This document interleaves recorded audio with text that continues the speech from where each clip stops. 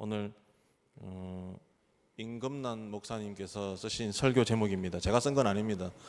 대독을 해드리고 그리고 마지막 결론 부분에서 제 이야기를 잠깐만 하고 마무리 짓는 걸로 하겠습니다.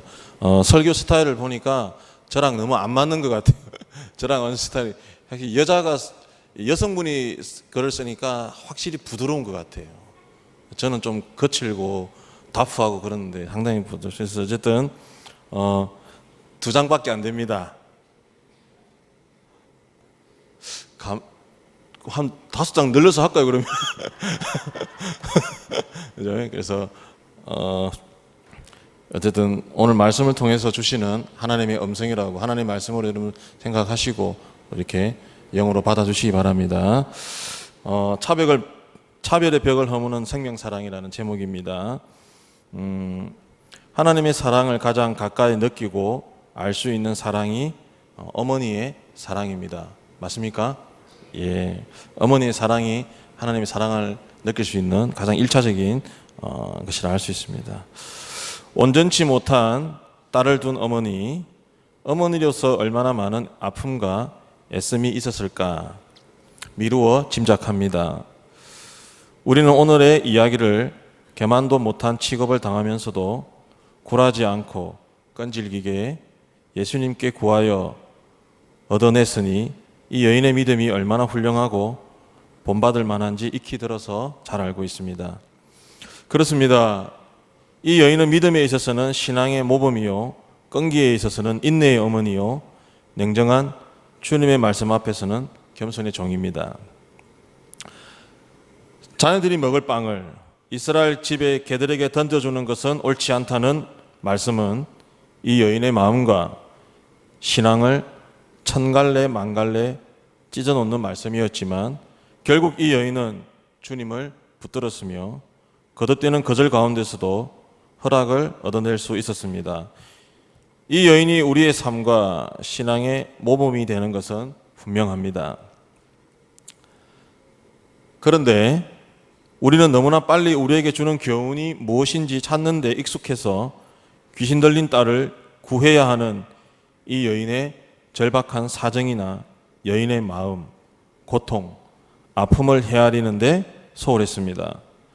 그리고 그 상황을 이겨내고 예수를 움직이고 귀신을 몰아내며 기적을 주도하는 이 여인의 신앙의 역동성에 대해서는 깊은 관심을 기울이지 못했습니다. 잠시 이 여인의 어떤 그 삶의 한번 배경을 한번 살펴보겠습니다. 시리아 페니키아 여인, 소위 그리스인의 핏줄을 받아 태어난 여인.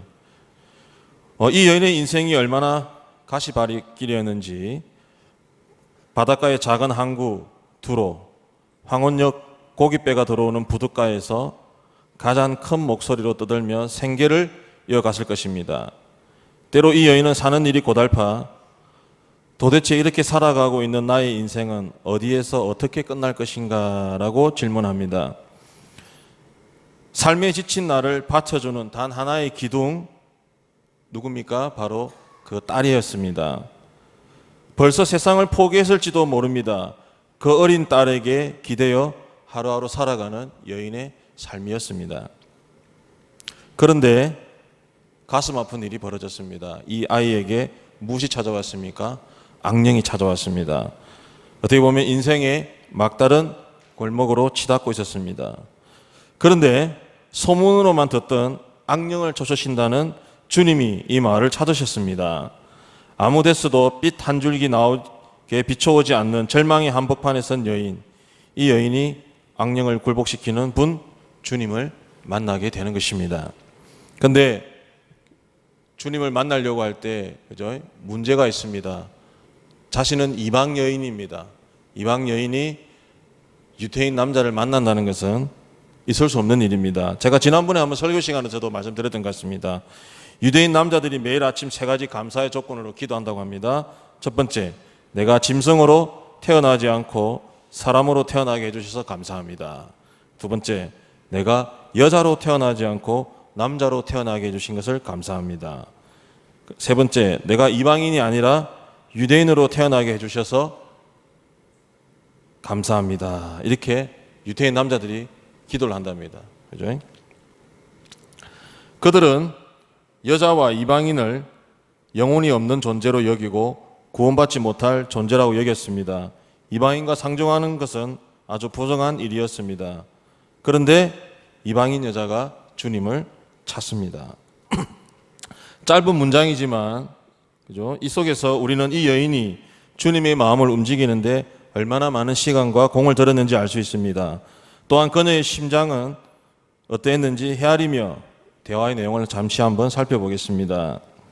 이미 예수님께서는 게네사렛에서 병자를 고치시고 장로들과 씨름하고 사람들을 가르치느라 지친 주님은 쉬고 싶으셨습니다. 그런데 여인이 주님 불쌍히 여겨 주시옵소서, 죄 없는 어린 것이 죽어가고 있습니다. 이곳은 이방인의 땅이 아니요, 이 여인이 나와 무슨 상관인가?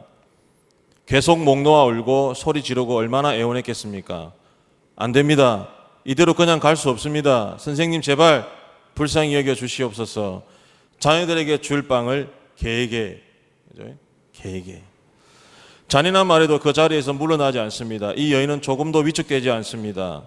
오히려 주님의 말씀에 신락 같은 가능성을 찾고 그것을 붙잡습니다. 주님, 상 아래 있는 개들도 자녀들이 흘리는 부스러기를 얻어먹습니다 라고 고백합니다. 이방인의 입을 통해 예수님을 주님이라고 고백한 것은 바로 이 여인이 처음입니다. 지금까지 주님은 하나님에게만 붙어진 이름이었습니다. 여인의 말에 할 말을 잃게 되니 주님은 여인의 청을 들어줄 수밖에 없습니다. 결국 기적을 이루어냅니다. 돌이킬 수 없는 상황에서 우리 가운데 몇 명이나 이 여인처럼 행동할 수 있을까요? 우리 한번 생각해 보시기 바랍니다. 이 여인은 예수님의 마음을 움직이기 위해서 끈질기게 자신의 입지를 굽히지 않습니다. 마침내 이 여인은 주님이 갖고 있던 고정관념의 벽을 넘어서게 하고 선입견을 버리게 합니다. 예수님은 전통에 의해 간직하고 있던 이방 여인에 대한 거부를 극복하십니다.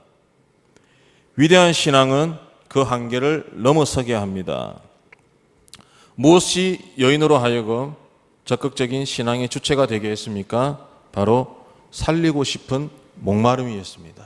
살리고 싶은 목마름이었습니다. 단 하루라도 온전한 몸으로 살게 하고픈 생명을 향한 강렬한 외침이 있었습니다. 사람 대접받고 싶은 마음이 있었습니다. 남녀 사이에 차별이나 구별, 굳어있는 관습과 편견의 벽을 넘어서는 용기가 있었습니다. 이 여인의 믿음에 근거한 용기, 온전함과 생명을 갈구하는 행위가 우리에게 너희가 믿음의 어머니라면 한국에서 살겠다고 들어온 외국인 여성들, 또 어려움 당하는 그 자녀들, 탈북민들, 깨어진 국제결혼으로 피해 입은 사람들, 그들을 일으켜 세우라고 말하지 않습니까? 당시 사회 문화적으로부터 되어온 이방인과의 접촉은 언제나 벽에 부딪혔습니다. 기존 사회, 기득권자들의 생각을 뒤집는 일이었기 때문입니다. 그래서 예수님은 언제나 도전을 했고 종교 지도자들은 반발했습니다. 거룩과 세속, 정결과 부정, 유대인과 이방인, 남자와 여자, 하나님의 계명을 사람의 전통으로 대치시키는 사회 안에서 속박과 억압에 있고 소외로 고통당하는 이들이 있습니다. 예수는 이 여인에 의해 그 사회의 문화와 전통의 울타리를 뛰어넘게 됩니다. 이 이야기의 중심은 악령 추방 그 자체에 있는 것이 아닙니다. 주님의 구원은 사회, 문화적인 장벽을 뛰어넘어 확장된다는 진리를 천명하고 있습니다. 온전지 못한 딸을 살리려는 애끓는 생명 사람과 주님이면 고쳐주실 수 있다는 절대적인 신뢰와 믿음이 주님의 마음까지 움직여 주님을 세상의 구주가 되게 하였습니다. 세상의 모두가 주님 안에서 하나라는 복음을 천명하였습니다. 하와라는 이름의 뜻은 생명입니다. 우리는 하와의 후예들입니다. 하나님의 생명의 길을 따라 걷는 용기, 그것이 영적인 담대함입니다. 뒤처진 이들, 넘어진 이들에게 다가가 위로하고 일으켜 세워주고 함께 걷는 이들이야말로 생명의 길을 걷는 사람들입니다. 여러분 이 말씀을 들으면서 무슨 생각을 하고 계십니까? 혹시 무슨 생각이 듭니까? 여러분 우리가 무엇은 벽을 뛰어넘는다, 어떤 한계를 뛰어넘는다라고 할 때 정말 엄청난 고통이 따르게 됩니다. 엄청난 고통이 따르게 됩니다. 제가 오늘 중고등부 설교 때 제목을 티핑 포인트라고 제목을 잡아서 애들하고 같이 은혜를 좀 나눴습니다. 티핑 포인트. 이 티핑 포인트란 말은 상당히 경제학적 용어고 상업적인 언어입니다. 근데 저는 좀 그 티핑 포인트라는 단어를 좀 가지고 와서 우리가 영적인 곳에 한번 접목을 시켜봤습니다. 이 티핑 포인트라는 말은 쉽게 하면 그겁니다. 시작을 했고 괜찮게 나왔습니다. 근데 그게 딱히 크게 성공을 못 거두게 됩니다. 그래서 그것 때문에 힘들어하고 어려워하다가 어느 순간에 뭔가 상황과 여건과 모든 게 절묘하게 맞아 딱 떨어지면서 순식간에 반전을 이루는 것을 티핑 포인트라고 합니다. 우리가 잘 알고 있는 해리포터라고 있습니다. 해리포터가 처음에 나왔을 때는 크게 인기를 못 누렸습니다. 근데 어느 순간 그 책이 날개도시 팔리고 영화도 만들어내면서 해리포터는 정말 금세기 최고의 명작으로 뛰어오르게 됩니다. 바로 티핑 포인트라는 것이 바로 그런 것입니다. 여러분, 우리가 엄청나게 많은 어떤 그런 벽을 넘고 한계를 넘으려고 할 때 한순간의 고통이 아닙니다. 오랜 시간 실패와 좌절을 경험하게 된다는 것입니다. 오늘 이 말씀 속에 나와 있는 이 수로보니게 여인도 자신의 삶과 그 딸의 삶 때문에 아마도 엄청나게 많은 좌절을 경험하고 힘든 삶을 살았을 것입니다. 어렵고 힘든 삶을 살았을 것입니다. 그런데 그 여인 앞에 누가 나타났습니까? 예수 그리스도가 나타났다는 것입니다. 이 예수 그리스도가 나타났을 때 이 여인은 오로지 예수 그리스도께만 그의 마음이 다 갔습니다. 무너질 수밖에 없고 끝이 날 수밖에 없는 그 상황 속에 그 여인 앞에 예수가 나타났다는 것입니다. 어떻게 보면 상업적 용어이지만 바로 그 여인 앞에 티핑 포인트가 도달하게 된 것입니다. 그러나 힘들고 어렵다고 그걸 포기해버리고 예수를 만나지 않았다면 그 여인의 삶은 평생 그냥 그렇게 살아갔을 겁니다. 자신을 한탄하고 자신을 괴로워하고 왜 나에게 이런 고통이 왔나 한탄하면서 그 여인은 살아갔을 것입니다. 그러나 그 여인은 예수를 향한 마음, 좌절할 수밖에 없는 그 상황에서 그는 예수를 향해 달려갔습니다. 그리고 예수를 만났습니다. 예수를 만나고 난 뒤에도 예수에게 들려오는 소리는 절망이었습니다. 좌절이었습니다. 그러나 그 여인은 끝까지 붙잡았습니다. 그때 그는 진정 예수를 만나게 되고 그의 삶은 변화가 되었다는 것입니다.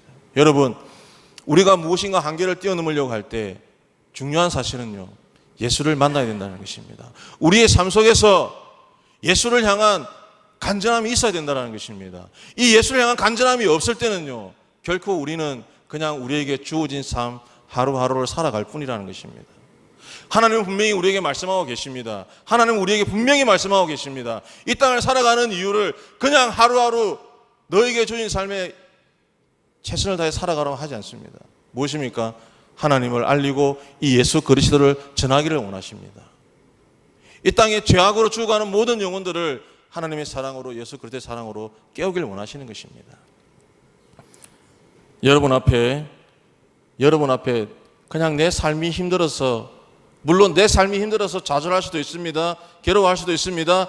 그 순간에도 마찬가지고, 그리고 예수님 때문에 내 삶이 힘들어질 때 여러분 넘어지지 마시고 좌절하지 마시고 끝까지 예수 그리스도를 붙잡으시기 바랍니다. 여러분, 그 순간이 바로 티핑 포인트입니다. 우리의 삶이 새로운 반전으로 이끌어간다는 것입니다. 여러분, 그것을 기대하시기 바랍니다. 어떻게 보면 이 여인이 가졌던 기대가 바로 이거였을 것입니다.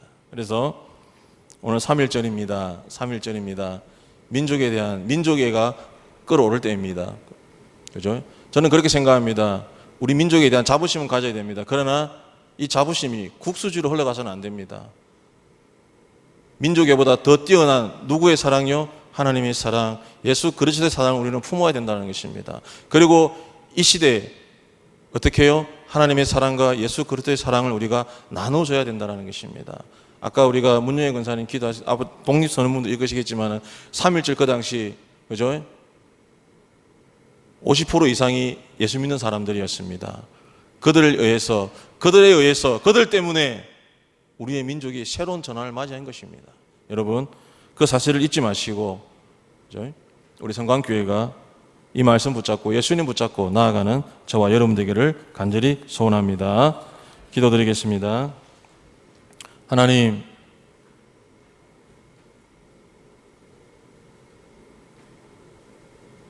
이 땅 위에 너무나 많은 사람들이 죽어가고 있습니다. 고통당하고 있습니다. 하나님, 그들을 기억하여 주시옵소서.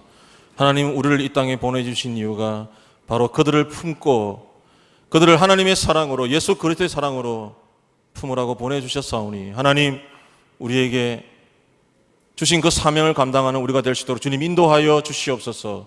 그것으로 인해 힘들어지고 어려울 때마다 우리 주님 붙잡고 나아가는 우리가 될 수 있도록 주님 인도하여 주시옵소서. 예수님 이름으로 감사하며 기도드립니다. 아멘.